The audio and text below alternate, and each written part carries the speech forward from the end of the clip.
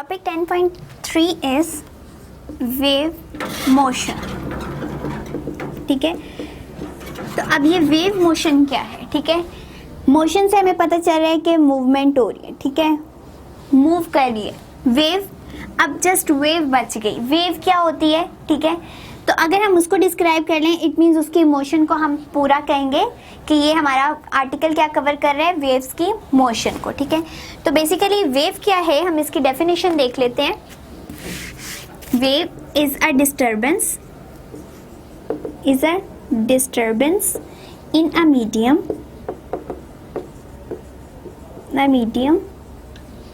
which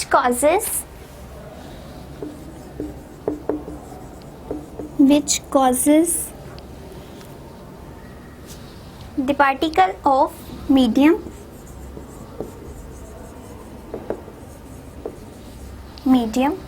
to vibrate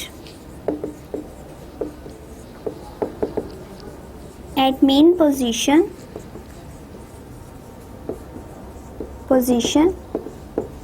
in equal interval of time.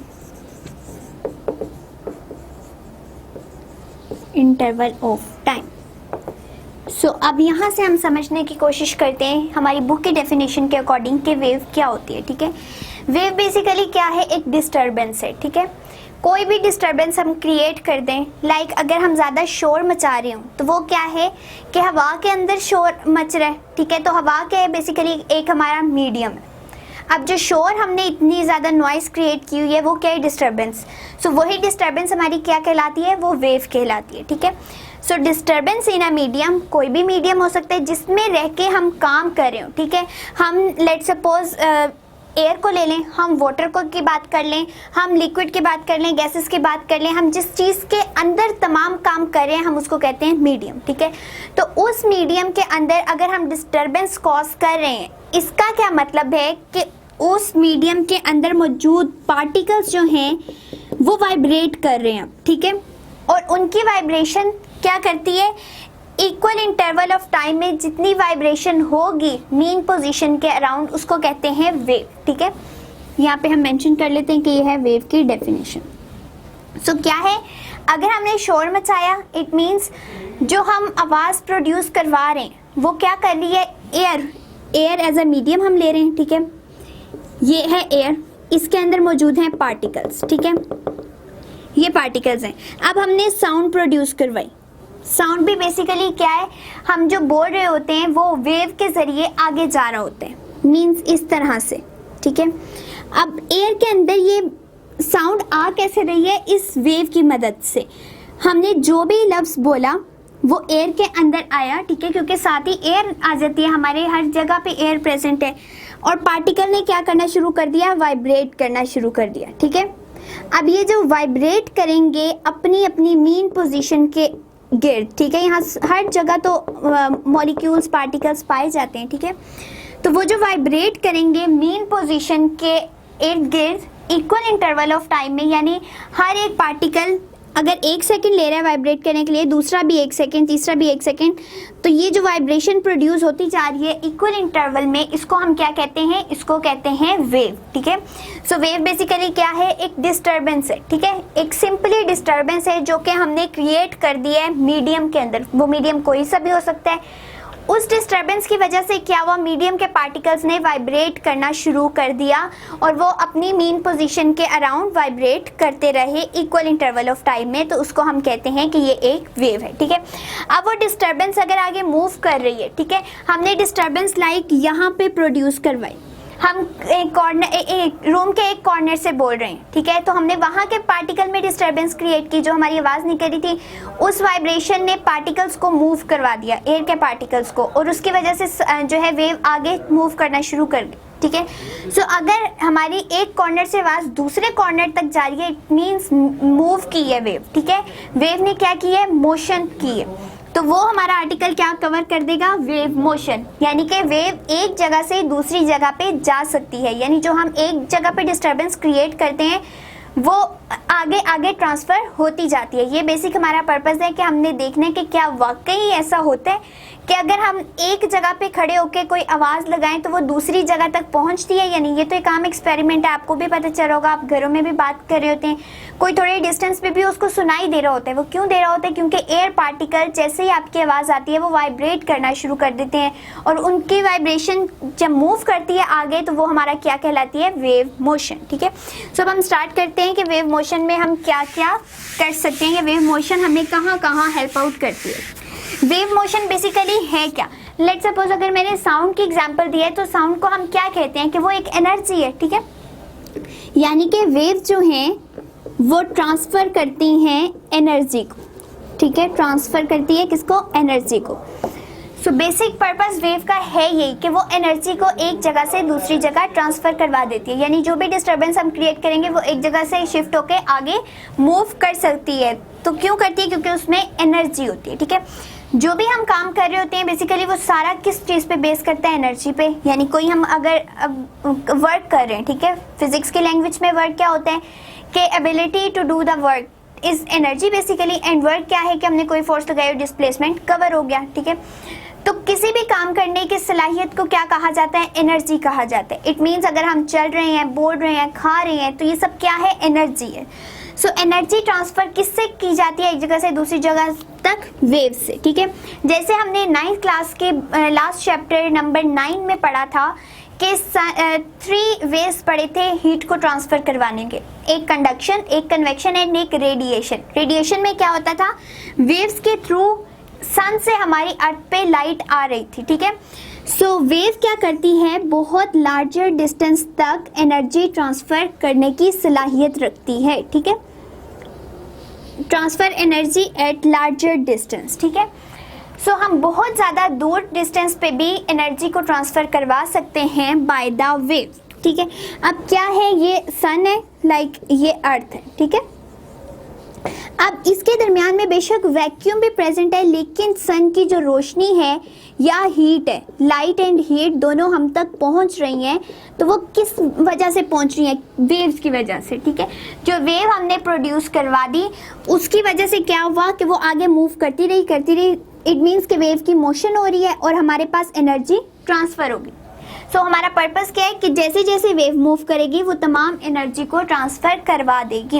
अब एक चीज़ हमारे पास यहाँ पे और आती है कि हमें कोई ना कोई सोर्स चाहिए होता है वेव्स को प्रोड्यूस करवाने का। ठीक है, सो सोर्स किस तरह से होता है? लाइक अगर हमारे पास कोई चीज़ ऐसी होगी नहीं जो वेव प्रोड्यूस करवा सके तो ऑब्वियसली वेव प्रोड्यूस नहीं होगी। अगर हम खामोश बैठे रहें, ठीक है, घंटों बैठे रहें या जितनी देर मर्जी बैठे रहें खामोश, तो क्या होगा कि आप कमरे में शोर नहीं होगा। ठीक है, क्योंकि एयर पार्टिकल्स के अंदर डिस्टर्बेंस ही नहीं कॉज हुई। तो मीडियम के अंदर डिस्टर्बेंस कॉज करवाने के लिए हमें कोई ना कोई सोर्स चाहिए होता है। सोर्स क्या होता है? जो वेव को प्रोड्यूस करवा सके। अगर हम बोलते हैं तो शोर प्रोड्यूस होता है या साउंड प्रोड्यूस होती है, वो क्या होती है? हमारे पास सोर्स होती है।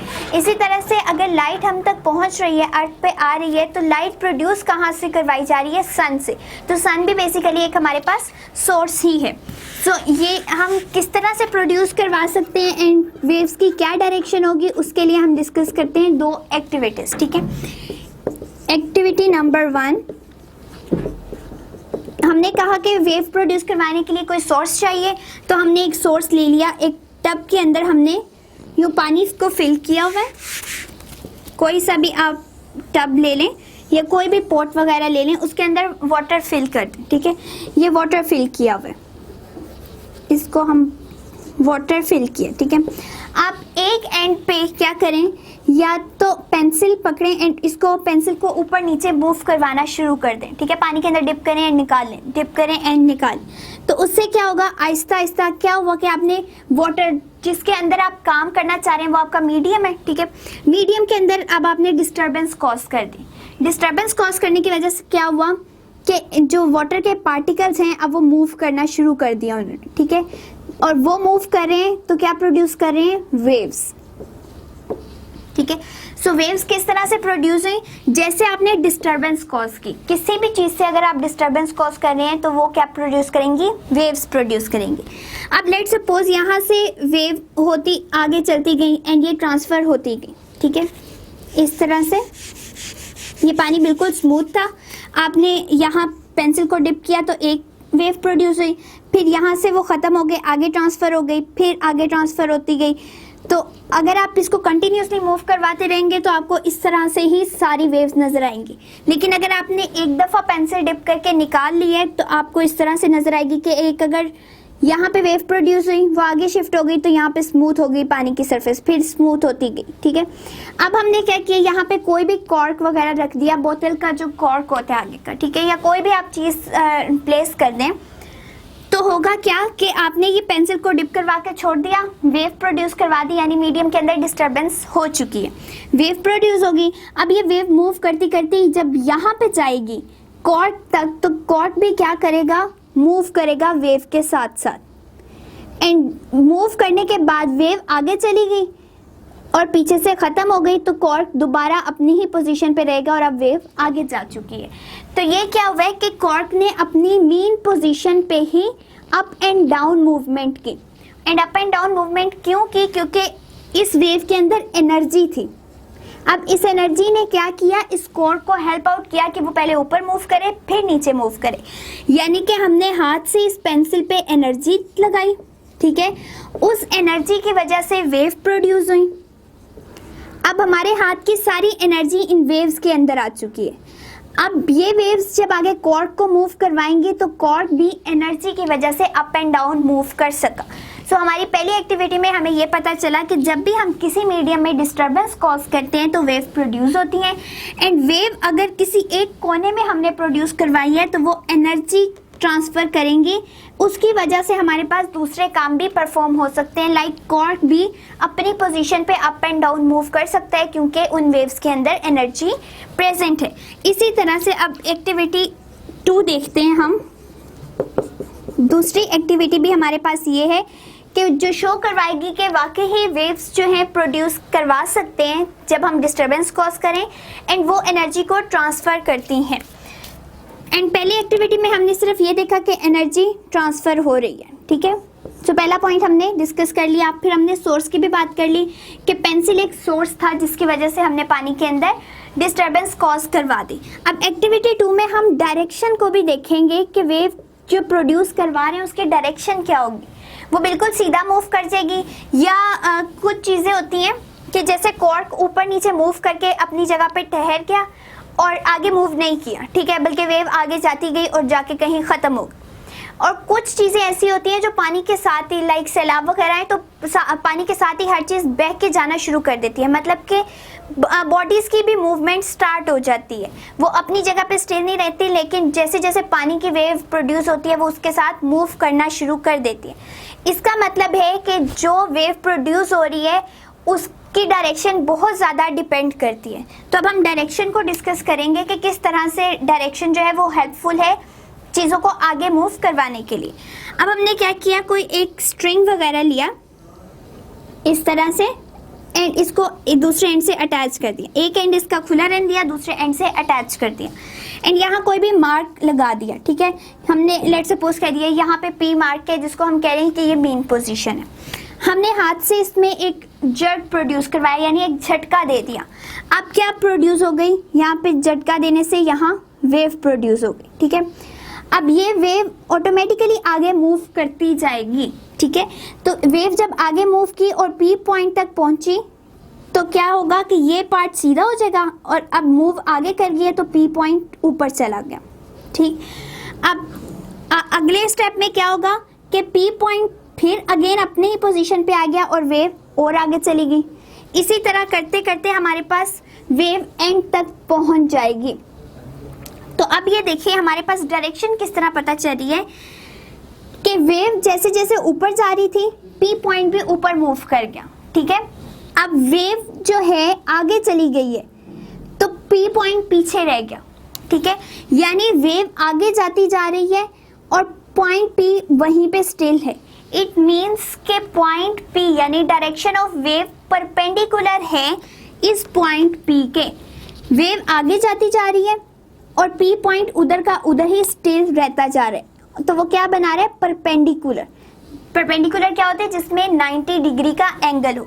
ठीक है, तो कुछ चीज़ें ऐसी होती हैं जिसमें यहाँ पे अगर वेव के साथ ये ऊपर गया, ठीक है, और इसमें भी 90 डिग्री का ही एंगल बन रहा है क्योंकि कॉर्क हमारा उसी जगह पे रह गया, या कोई भी हमने जो वुडन ब्लॉक डाला था और वेव आगे मूव कर गई, ठीक है। तो अब इन दोनों में क्या बन गया, 90 डिग्री का एंगल। इसी तरह स्ट्रिंग में भी क्या हुआ कि जो पॉइंट हमने P सिलेक्ट किया हुआ था एज अ मीन पोजीशन, वो वहीं पे रहा और वेव आगे मूव करती रही, तो दोनों के अंदर परपेंडिकुलर जो है वो बन गया, यानी 90 डिग्री का एंगल बन गया।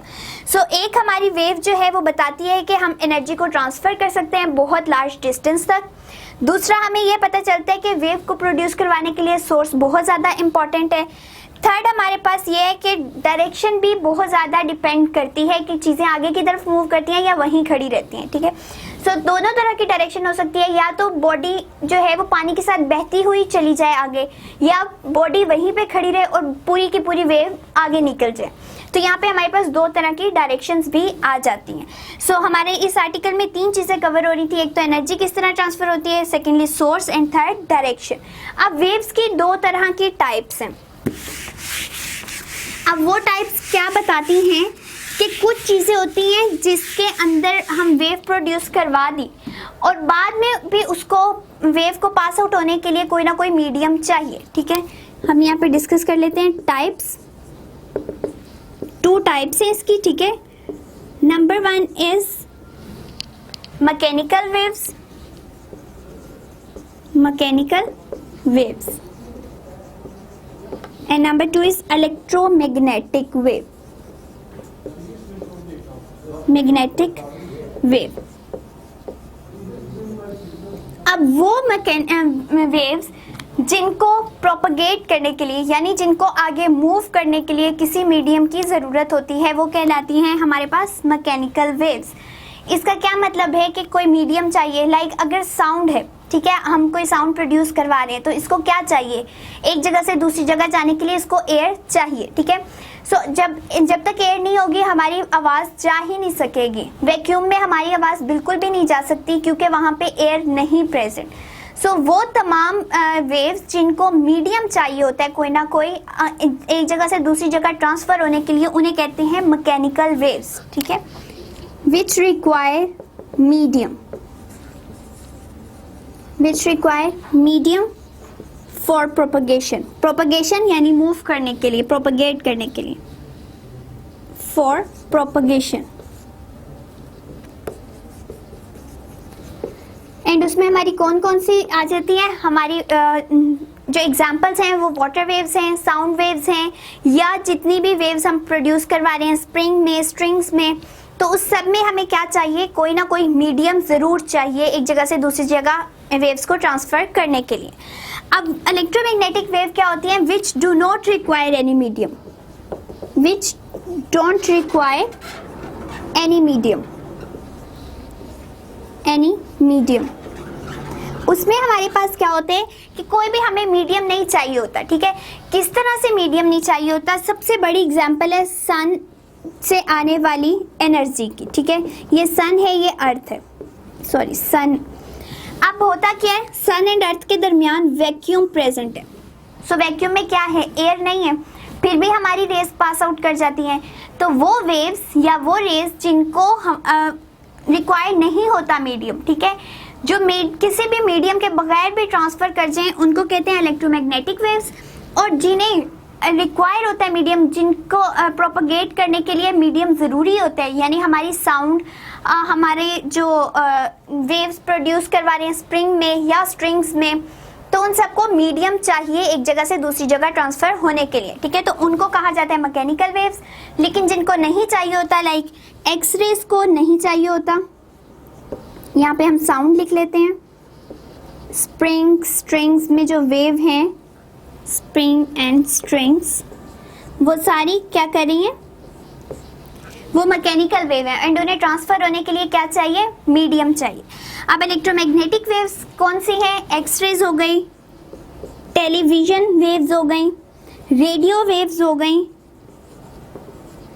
वेव्स हीट वेव्स, यानी सन से आने वाली जितनी भी वेव्स हैं उनको क्या नहीं रिक्वायर होता, मीडियम रिक्वायर नहीं होता, बल्कि वो वैक्यूम के अंदर से भी पास आउट हो जाती हैं। सो हमने वेव्स को भी डिस्कस कर लिया कि वेव क्या होती है। वेव बेसिकली एक डिस्टर्बेंस है जो कि मीडियम के अंदर हम प्रोड्यूस करवाते हैं, तो मीडियम के वाइब्रेट करना शुरू कर देते हैं पार्टिकल्स, ठीक है। So wave is simply the disturbance जो कि किसी भी मीडियम में प्रोड्यूस करवाई जाती है। फिर हमने पढ़ा कि वेव क्या करती हैं, बेसिकली एनर्जी को ट्रांसफ़र करती हैं, इसके लिए सोर्स बहुत ज़्यादा ज़रूरी है। फिर देन हमने 2 एक्टिविटीज़ को डिस्कस किया। एक में हमने सिंपली बता दिया कि वाकई एनर्जी ट्रांसफ़र हो रही थी, दूसरी में हमने डायरेक्शन को भी डिस्कस किया।